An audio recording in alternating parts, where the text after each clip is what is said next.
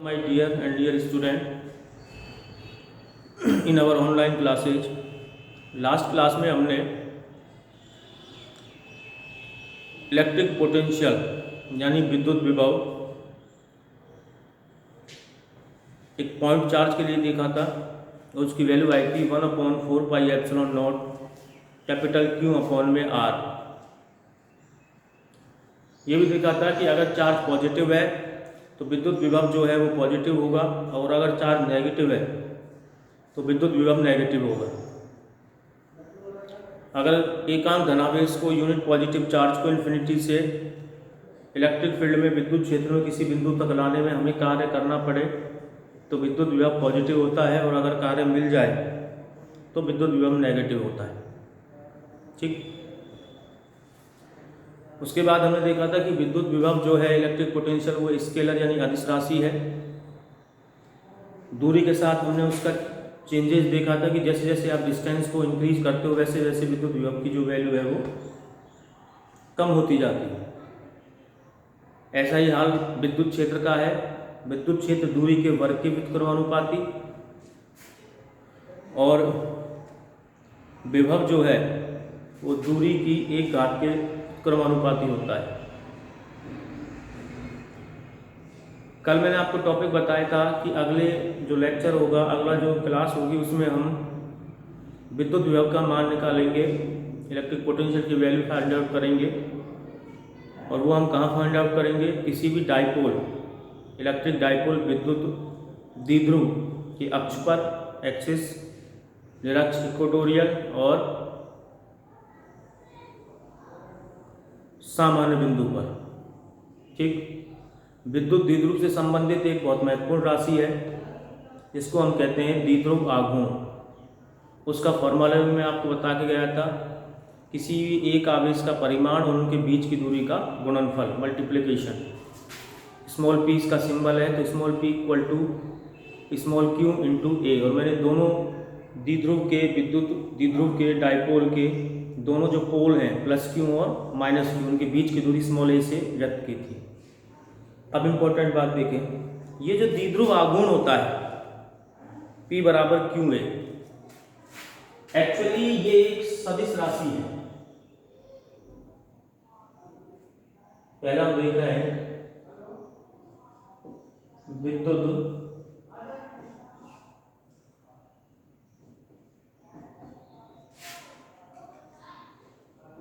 द्विध्रुव के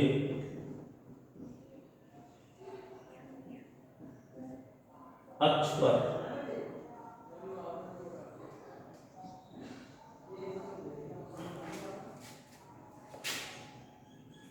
विद्युत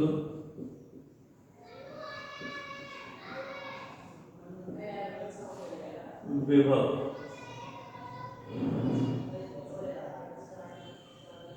ठीक, अच्छा नहीं, axial position, electric dipole, sorry electric potential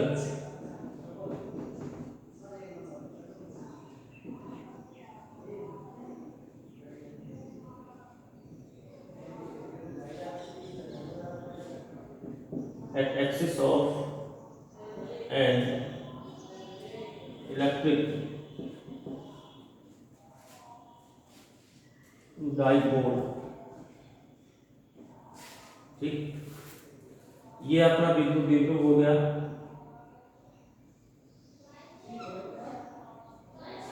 एक चार्ज माइनस Q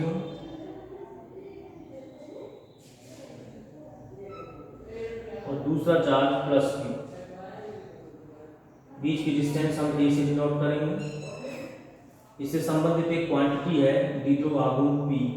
याद रखना, इंपॉर्टेंट बात बता रहा हूँ, बाकी मैं ये मान के चल रहा हूँ कि आपने ये सीख लिया होगा, इसलिए मैं इस पर ज़्यादा जोर नहीं दे रहा हूँ। विद्युत द्विध्रुव का जो ये द्विध्रुव आघूर्ण होता है, जो डाइपोल मोमेंट होता है, इसकी डायरेक्शन सदैव माइनस Q से प्लस Q की ओर होती है।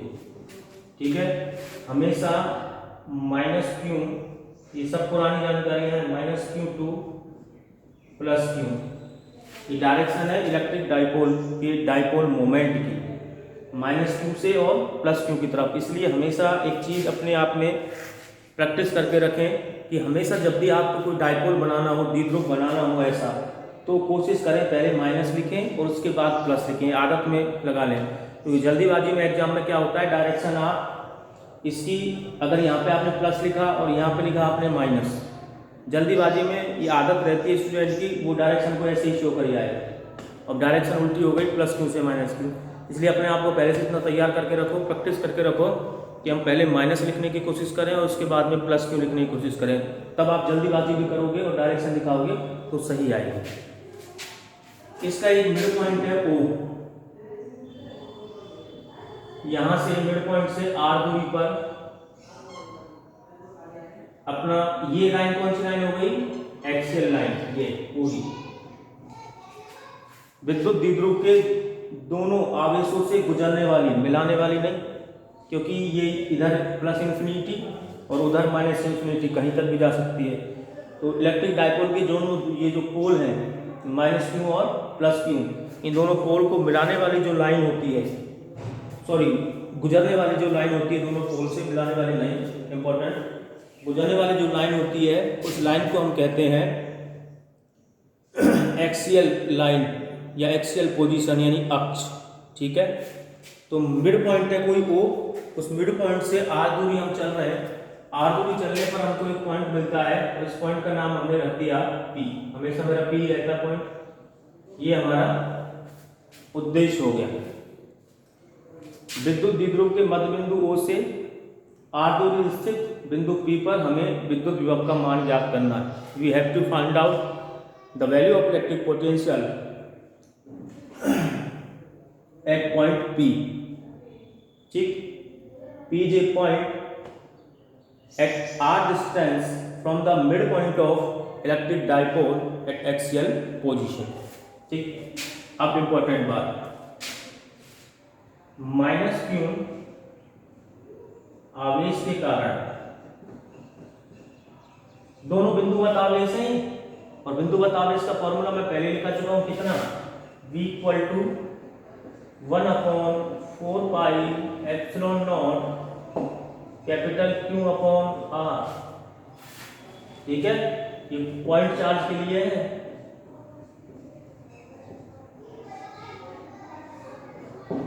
ठीक है। माइनस Q आवेश के कारण विद्युत विभव,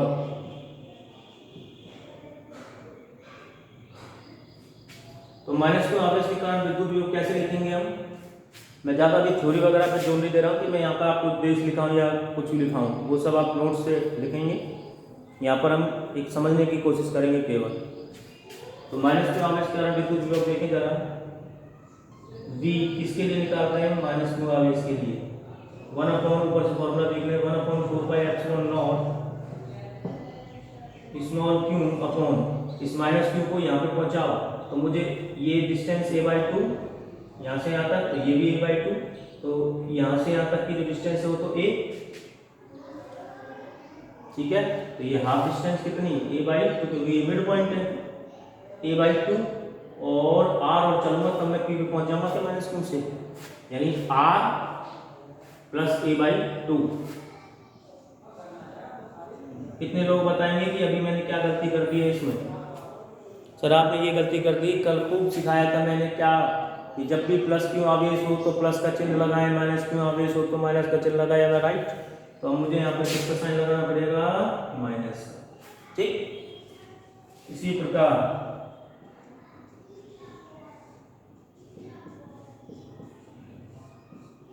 V प्लस Q आवेश के कारण देखें 1/4 pi epsilon naught capital Q upon में,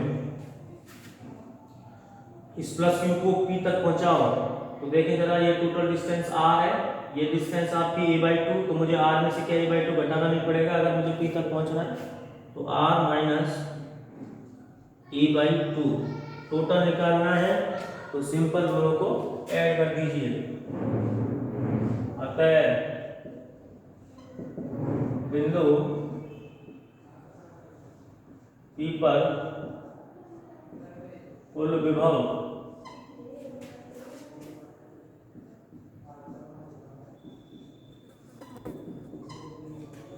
v equal to 1/4πε0 minus q r plus a/2, ठीक, प्लस 1/4πε0 प्लस क्यू अपॉन में r माइनस a/2 का कुछ नहीं। इसमें से बेटा कॉमन आ जाएगा 1/4πε0। ध्यान से देखें तो एलसीएम आएगा r प्लस a/2 और r माइनस a/2, ये a प्लस बी और ये a माइनस बी, और लग जाएगा a square minus B square, r square minus a square by 4। Actually ये इन दोनों का गुणनफल है, मल्टीप्लिकेशन ही तो है। तो जब मैं एलसीएम से इसको सॉल्व करूंगा तो ये दोनों जब आएंगे नीचे तो r प्लस a/2 कट जाएगा, यहाँ कितना आएगा r माइनस a/2, ठीक है। और अच्छा एक चीज और आप कर लें यहीं पे, क्यों भी आप कॉमन ले सकते हैं, ठीक है। तो ये नेगेटिव का आएगा प्लस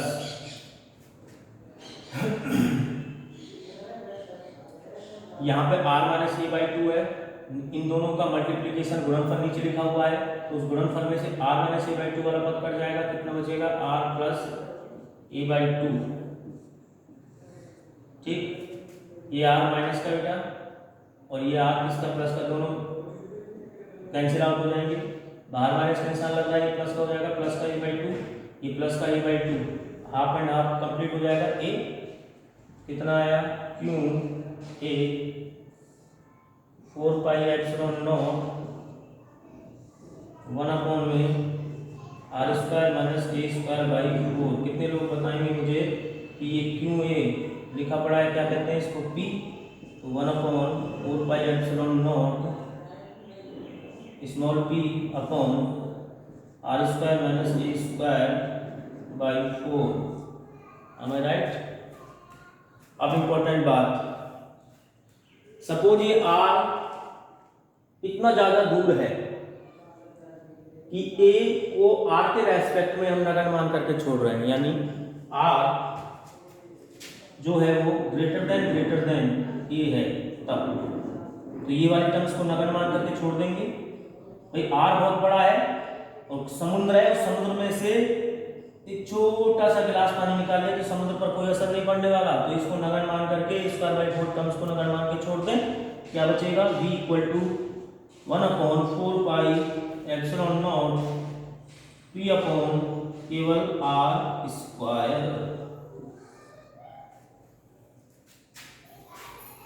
ठीक।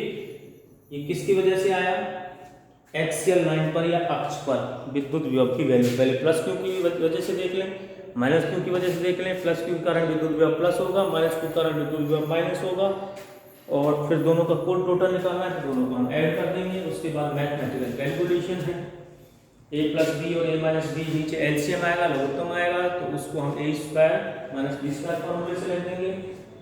और उसके बाद थोड़ी सी कैलकुलेशन है वो आप सोल्व करके देखें, तो v की वैल्यू आ जाएगी 1/4πε0 p अपॉन में r। p क्या है, p सर डाइपोल मोमेंट है, यानी द्विध्रुव आघूर्ण है बेटा दिमाग में।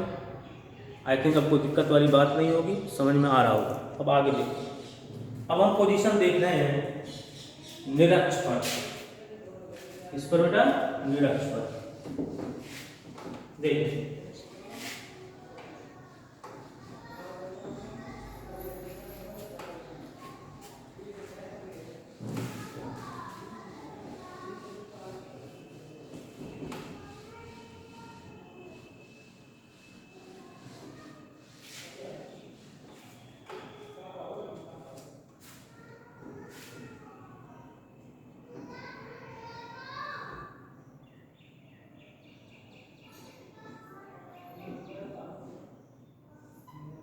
और निरक्ष को कहते हैं इक्वेटोरियल।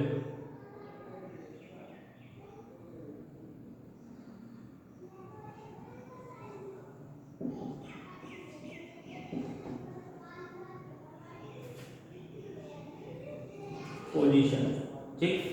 निरक्ष क्या होता है, पहले डायपोल बनाए, आदत क्या रखनी है हमको हमेशा, पहले क्या रखेंगे बोलो -q शाबाश, और उसके बाद क्या रखेंगे +q। ये मिड पॉइंट हो गया, वो टोटल डिस्टेंस हम कितनी लिखते हैं यहाँ से यहाँ तक की a you know, mid point है तो आप में डिवाइड हो जाएगी। इस मिड पॉइंट से एक परपेंडिकुलर डालो, एक लंब डालो, ये लंब डाला हमने, ये ऊपर इंफिनिटी तक जाएगा और नीचे भी इंफिनिटी तक आएगा। ठीक है, इस पोजीशन को कहते हैं निरक्ष या इक्वेटोरियल पोजीशन। इसका दूसरा नाम होता है समद्विभाजक लंब, दो भागों में बांट रहा है, +90 डिग्री का एंगल बना रहा है, समद्विभाजक लंब। ठीक, ये मेरा पी पॉइंट यहाँ पे रखा हुआ है।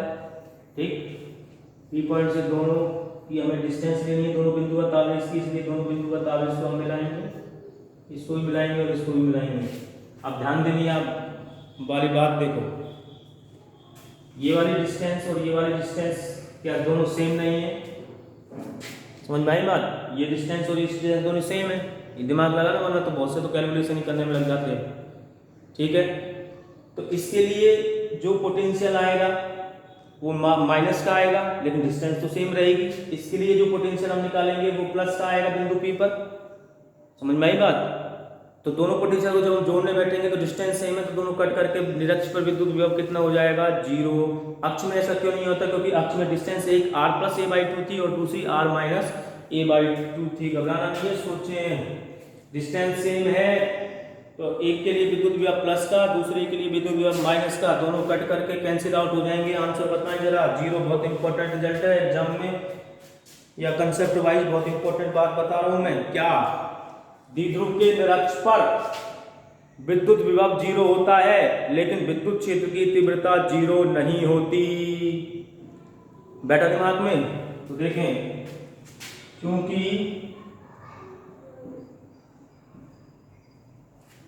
बिंदु P की दोनों बिंदुवत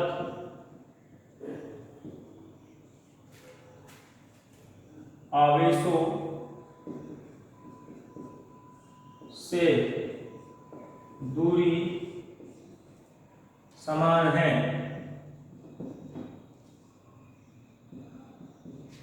ठीक है, distance of point P from both point charge is same, that's why अतः विभव समान तथा धनात्मक व ऋणात्मक होने के कारण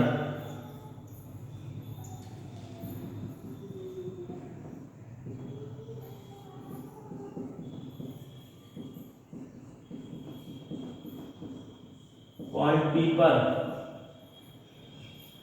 कुल विभव 0 होगा। That's why the value of electric potential at point P will be same, but due to positive and negative values, the resultant electric potential at point P will be 0. Okay? और एक नोट बड़ा important, बहुत ज्यादा important है, याद रखना। विद्युत द्विध्रुव के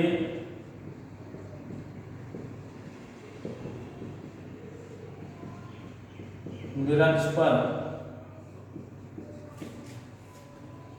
विद्युत विभव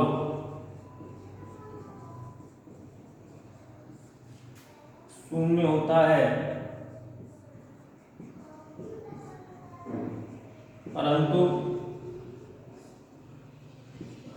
विद्युत क्षेत्र की तीव्रता